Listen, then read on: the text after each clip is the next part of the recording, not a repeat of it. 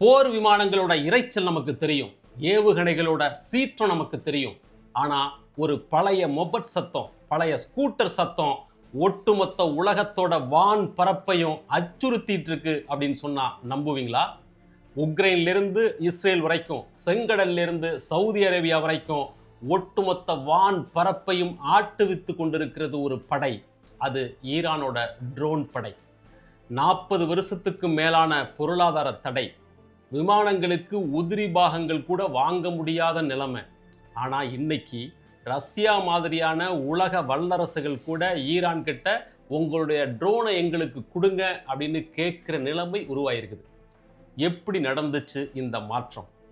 2011வது வருஷம் நடந்த அந்த ஒரு சம்பவம் எப்படி உலக இராணுவ வரலாற்றின் தலைவிதியை தலைகீழாக மாற்றி எழுதுனுச்சு? வெறும் $20,000 மதிப்புள்ள ஈரானுடைய அந்த ஒரு ட்ரோன் அமெரிக்காவோட $1 மில்லியன் கணக்கான பாதுகாப்பு சிஸ்டத்தை எப்படி தகர்த்து எரிஞ்சிச்சு? 2011வது வருஷம் நடந்த அந்த ஒரு ஹேக்கிங் சம்பவம் வரலாற்றை மாற்றி எழுதியது எப்படி? வெல்கம் டு பிடி ரிப்போர்ட்ஸ். நான் உங்கள் பாரதி தம்பி. இந்த வீடியோவில் நாம் பார்க்க போகிறது ஈரானின் ட்ரோன் சாம்ராஜ்யம்.